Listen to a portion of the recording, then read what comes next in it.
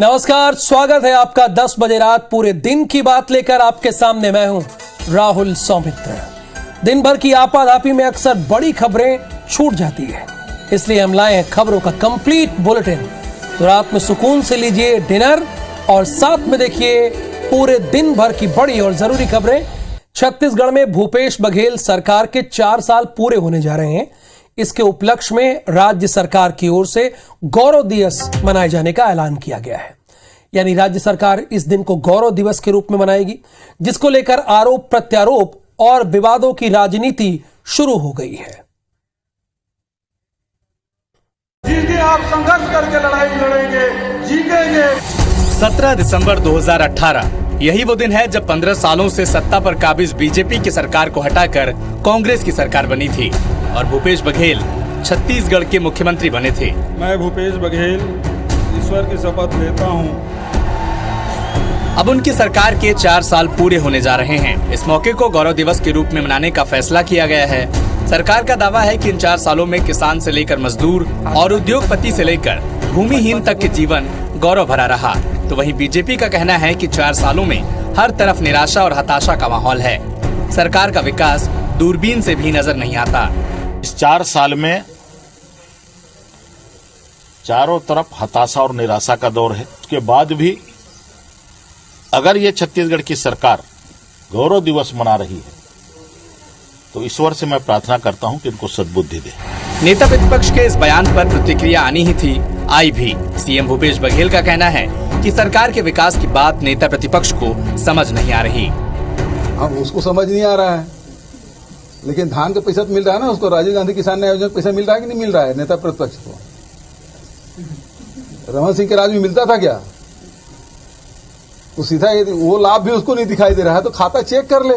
कुल मिलाकर गौरव दिवस कांग्रेस के लिए वो दिन है जिस दिन वो जश्न मनाएगी, तो वहीं बीजेपी गौरव दिवस के बहाने सरकार को घेरने की कोशिश करेगी।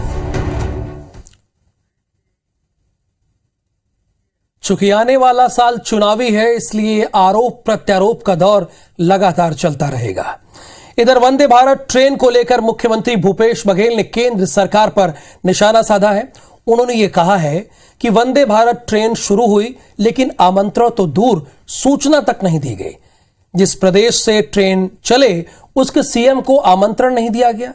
वहीं धर्मलाल कौशिक ने इस पर प्रतिक्रिया देते हुए कहा है कि सीएम केवल केंद्र के ऊपर आरोप लगाते हैं और कुछ नहीं करते हैं, ऐसा बीजेपी का कहना था। ये बिलासपुर से नागपुर के बीच शुरू हुई वंदे भारत एक्सप्रेस ट्रेन है, जिस पर आज छत्तीसगढ़ में जमकर सियासी बयानबाजी देखने को मिली। शुरुआत सीएम भूपेश बघेल के एक बयान से हुई। सीएम भूपेश बघेल ने दावा किया कि उन्हें उद्घाटन समारोह की सूचना तक नहीं दी गई।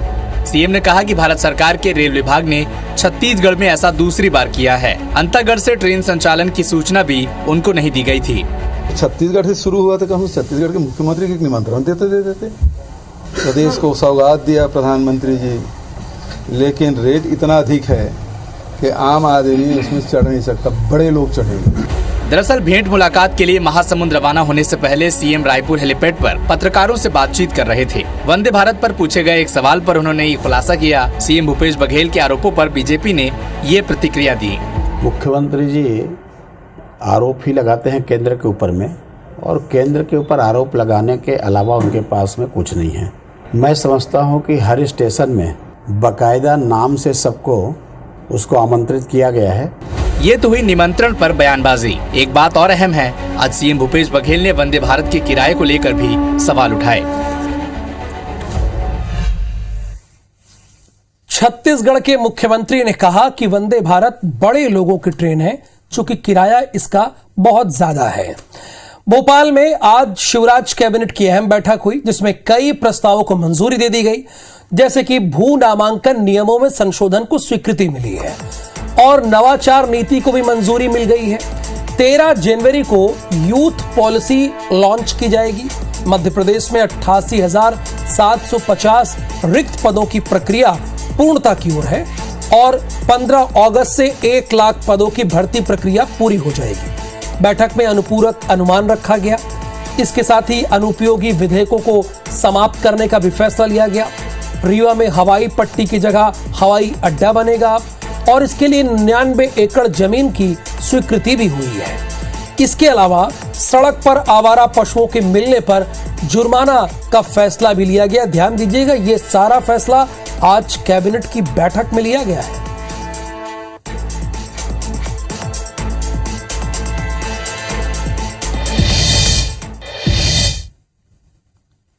युवाओं के लिए 13 जनवरी को हमारी यूथ पॉलिसी आने वाली है और इसके लिए भी आज मुख्यमंत्री जी ने युवाओं के कार्यक्रमों के बारे में विस्तार से, कॉलेजों में बॉक्स लगाने के लिए जिससे युवा सीधी भागीदारी कर सकें, युवा पॉलिसी में अपने सुझाव देने के लिए, स्पोर्ट के लिए क्या करना है ये भी सुझाव हमारे युवाओं के आ जाएंगे। रोजगार के क्षेत्र में युवा क्या सोचते हैं, क्या कहते हैं।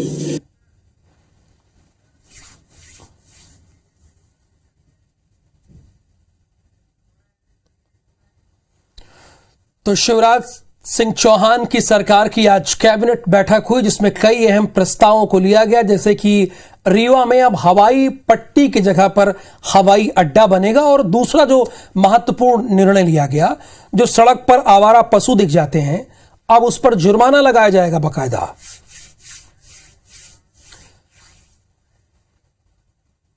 तो जैसा कि आप सभी जानते हैं कि अगला साल चुनावी साल है, ऐसे में कांग्रेस ने चुनावों से पहले बीजेपी सरकार की घेराबंदी करने का कोई मौका नहीं छोड़ना चाहती है। 19 दिसंबर से विधानसभा का शीतकालीन सत्र शुरू हो रहा है। सत्र शीतकालीन है लेकिन रहेगा बेहद गर्म, क्योंकि शिवराज सरकार के खिलाफ कांग्रेस अविश्वास प्रस्ताव लाने जा रही है, जिस पर अभी से ही जोरदार सियासत शुरू हो गई है।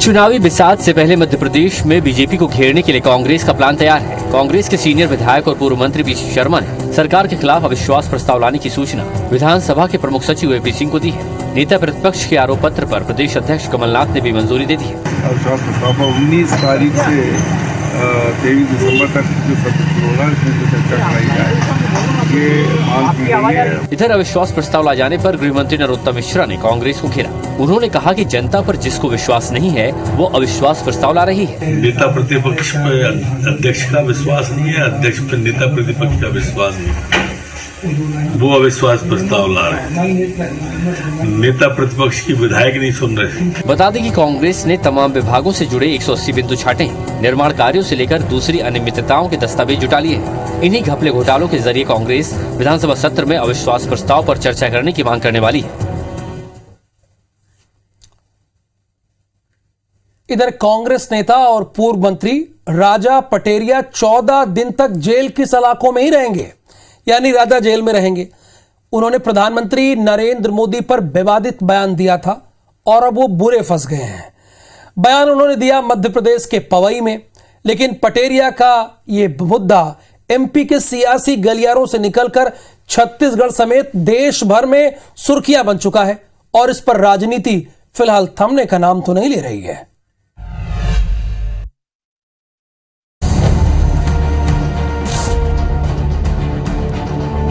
मध्य प्रदेश कांग्रेस के नेता और पूर्व मंत्री राजा पटेरिया को 26 दिसंबर तक के लिए न्यायिक हिरासत में जेल भेज दिया गया है। पन्ना के पवई में एफआईआर दर्ज होने के बाद पुलिस ने उन्हें हटा स्थित घर से गिरफ्तार किया था। पटेरिया पर पीएम मोदी की हत्या को लेकर आपत्तिजनक बयान देने का आरोप है। हालांकि जेल जाने से पहले उन्होंने कहा कि ये विचारधारा की लड़ाई है। मैं तो भाई विचारधारा के लिए लड़ाई कर रहा हूँ। थोड़ा किनारे हो जाए। जो कुछ भी है, हाँ, इस देश में संविधान रहे, न्याय रहे, माइनॉरिटी, ट्राइब्स, दलित, उसका पूरा अगर सार निकाला जाए तो वो ये कह रहे हैं कि नरेंद्र मोदी को राजनीति से खत्म करते हुए संविधान को बचाने का काम करना चाहिए। उस चीज पर बवाल मचा हुआ है। वहीं बीजेपी ने पटेरिया के बयान को बड़ा अपराध बताया है। कांग्रेस पार्टी ने जिस प्रकार से 48 घंटे होने के बाद भी संज्ञान नहीं लिया, ये इस बात को इंगित करता है कि राहुल गांधी, सोनिया गांधी और पूरी कांग्रेस की पार्टी इस षड्यंत्र में शामिल है। इस मामले में पीसीसी चीफ कमलनाथ ने पटेरिया को शो कॉज नोटिस जारी किया। हालांकि नेता प्रतिपक्ष डॉक्टर गोविंद सिंह पटेरिया के समर्थन में खड़े नजर आए। कि मोदी की राजनीतिक हत्या मतलब इन द सेंस राजनीतिक चुनाव हराइए के बाद ही मुकदमा लगा के तानाशाही तरीके से गिरफ्तार करना, ये मैं उचित नहीं मानता। इधर छत्तीसगढ़ बीजेपी के नेता अजय चंद्राकर ने ट्वीट कर पटेरिया को आड़े हाथ लिया। सवाल उठाया कि क्या छत्तीसगढ़ में भी सरकार कार्रवाई करेगी। वहीं इस मामले में सीएम भूपेश बघेल ने भी बीजेपी नेताओं पर तंज कसा है। जिसके मंत्रिमंडल के सदस्य थे उस नेता ने मुझे बिलाई, कुकुर, मुसवा कहा, उसके बारे में अजय चंद्राकर के मुंह बंद है। रमन सिंह जो बयान दिए उसका विरोध यदि अजय चंद्राकर उस दिन किए होते कि ये गलत है, इस प्रकार की भाषा का प्रयोग नहीं होना चाहिए, तो आज निश्चित रूप से राजा पटेरिया के बारे में जो बोला है वो सही साबित होता है। पटेरिया के बयान पर सियासत गरमाई हुई है। जाहिर है कि यह मामला फिलहाल हॉट रहने वाला है। छत्तीसगढ़ सरकार ने राज्य कर्मचारियों के लिए पुरानी पेंशन योजना लागू करने का ऐलान तो कर दिया है, लेकिन न्यू पेंशन स्कीम के तहत काटी गई राशि को केंद्र सरकार से वापस पाने की लड़ाई उलझती ही जा रही है। इस पर अब राजनीति से लेकर कर्मचारियों का विरोध बढ़ गया है और तेज हो गया है। रायपुर कलेक्ट्रेट के ये कर्मचारी नई पेंशन योजना के तहत काटी गई राशि को वापस करने की मांग को लेकर प्रदर्शन कर रहे हैं। इन कर्मचारियों का आरोप है कि उनका पैसा उनका अधिकार है। अब जब राज्य में पुरानी पेंशन योजना लागू हो चुकी है तो केंद्र और NSDL राज्य के हिस्से का 17,000 और कर्मचारियों के हिस्से का 17,000 यानी कि कुल 34,000 करोड़ रुपए वापस करे। इस प्रदर्शन से ठीक पहले ही प्रदेश के मुख्यमंत्री भूपेश बघेल का बयान भी आया। दरअसल पुरानी पेंशन योजना लागू करने की घोषणा के बाद कई बार राज्य सरकार केंद्र सरकार को पत्र लिख चुकी है, लेकिन नई पेंशन स्कीम के तहत काटी गई राशि न राज्य को मिली न कर्मचारियों को। इसके लिए मैंने कल ही अधिकारियों को कहा है कि कर्मचारी संगठन के साथ बैठक करें ताकि हम वो कर्मचारियों को जो ओल्ड पेंशन स्कीम जो लागू किए हैं उसका हल निकाल सकते। नई पेंशन स्कीम से कर्मचारी खफा है क्योंकि रिटायरमेंट के बाद का भविष्य अनिश्चित नजर आ रहा है। तो यानी मामला अभी भी फंसा हुआ ही है। इधर अरुणाचल प्रदेश के तवांग में चीनी और भारतीयों के बीच 9 दिसंबर को झड़प हुई थी, जिसके बाद विपक्ष सरकार पर हमलावर नजर आया। आज पूरे मामले में रक्षा मंत्री राजनाथ सिंह ने सदन में बाकायदा जवाब दिया है।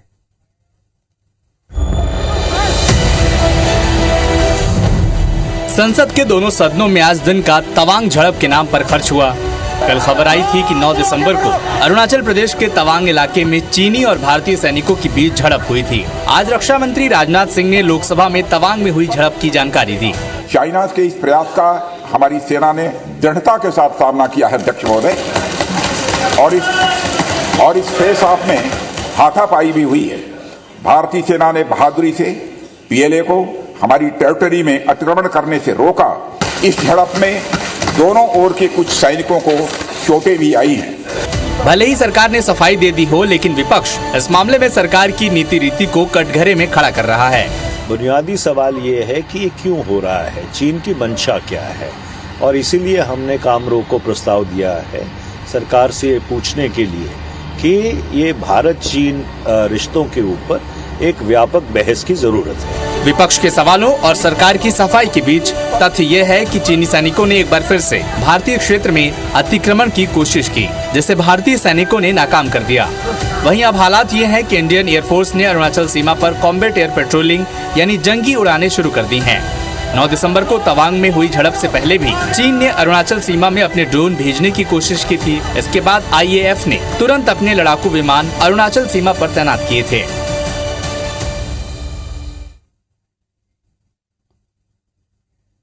और आगे बढ़ेंगे खबरों में। बॉलीवुड के अभिनेता शाहरुख खान की फिल्म पठान जल्द ही रिलीज होने वाली है।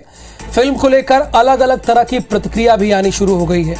इन सब के बीच इंदौर में भारतीय जनता पार्टी के विधायक रमेश मेंदोला ने ट्वीट करके फिल्म पठान पर निशाना साधा है। ट्वीट के माध्यम से अभिनेता शाहरुख खान के साथ ही अभिनेत्री दीपिका पादुकोण को भी आड़े हाथों लिया है। विधायक मेंदोला ने अपने ट्विटर अकाउंट पर शाहरुख खान की फिल्म रिलीज से पहले मां वैष्णो देवी के दर्शन करने जाने की फोटो शेयर की और लिखा, इस फिल्म का 200-300 रुपए का टिकट खरीदने से तो ये अच्छा है कि आप किसी भूखे आदमी को भोजन करवा दीजिए। उन्होंने आगे लिखा, आपको फिर से याद दिला दूं कि पठान में दीपिका पादुकोण भी हैं, जो पाकिस्तान से आने वाले हिंदू, सिख और ईसाइयों को नागरिकता देने का विरोध कर रही थी। हालांकि अब सेलिब्रिटी का विरोध आम हो गया है और इसका असर अब सोशल मीडिया से लेकर बॉक्स ऑफिस कलेक्शन पर भी देखने को मिलता है। और फिल्में बहुत हद तक ये निर्भर करती हैं कि उसका सोशल मीडिया पे रिस्पॉन्स क्या है, तभी वो हिट या फ्लॉप आजकल हो रही है। एलन मस्क से दुनिया के सबसे अमीर शख्स का ताज छिन गया है। फोर्ब्स की दुनिया के अरबपतियों की लिस्ट के मुताबिक ट्विटर और उनकी इलेक्ट्रिक कार कंपनी टेस्ला के मालिक एलन मस्क अब दुनिया के सबसे अमीर आदमी कारोबारी नहीं रहे। उनकी जगह अब फ्रांस के दिग्गज कारोबारी बर्नार्ड अर्नॉल्ट ने ले ली है। बर्नार्ड अर्नॉल्ट एंड फैमिली अब इस लिस्ट में टॉप पर आ गई है। फोर्ब्स के अनुसार इनकी संपत्ति 186.9 अरब डॉलर है। वहीं दूसरे स्थान पर खिसके एलन मस्क की संपत्ति घटकर 181.3 अरब डॉलर रह गई है। दुनिया के सबसे अमीर लोगों की लिस्ट में भारत के लिए भी गुड न्यूज है। गौतम अडानी तीसरे स्थान पर बरकरार है। उनकी कुल संपत्ति 134.5 अरब डॉलर है।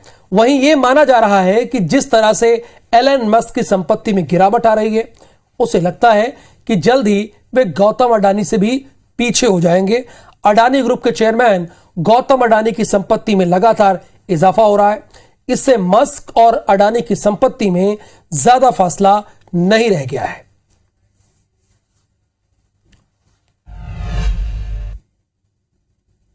और अब खबर खेल जगत से।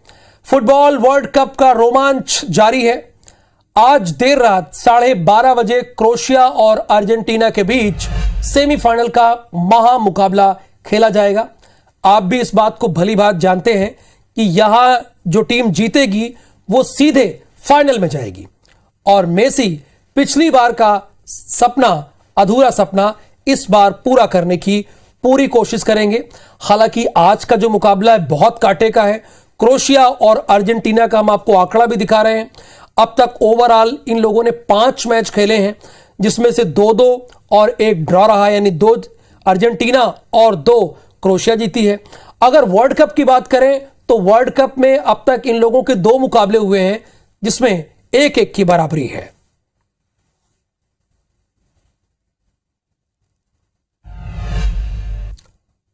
अगली खबर भी फुटबॉल जगत से ही है। कतर में जारी फीफा वर्ल्ड कप 2022 अब अपने अंतिम दौर में पहुंच गया है।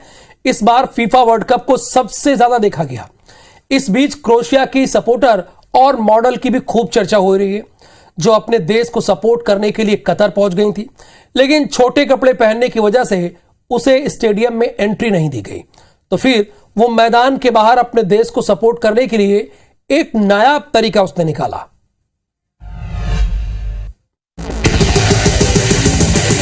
कतर में जारी फीफा वर्ल्ड कप 2022 अब अपने अंतिम दौर में पहुंच चुका है। मंगलवार की देर रात को अर्जेंटीना और क्रोएशिया के बीच पहला सेमीफाइनल मुकाबला होगा। इस बीच वर्ल्ड कप की सबसे खूबसूरत फैन का तमगा पाने वाली इवाना लगातार सुर्खियां बटोर रही हैं। इवाना ने एक वीडियो भी शेयर किया है, जिसमें दोहा की सड़कों पर फैंस ने उन्हें चारों तरफ से घेर रखा है।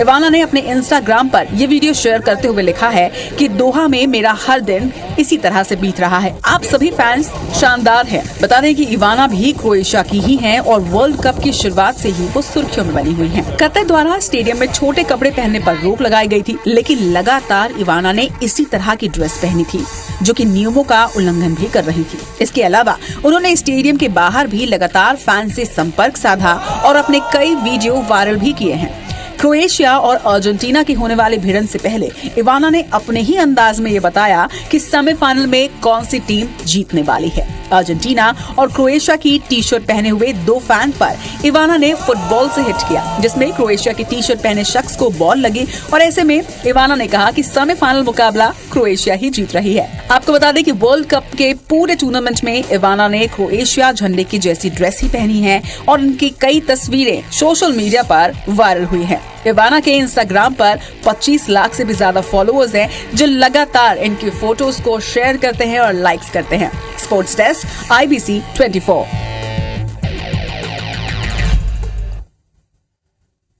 और 10 बजे रात पूरे दिन के बाद में आज के लिए बस इतना ही। मुझे दीजिए अनुमति। नमस्कार, शुभ रात्रि।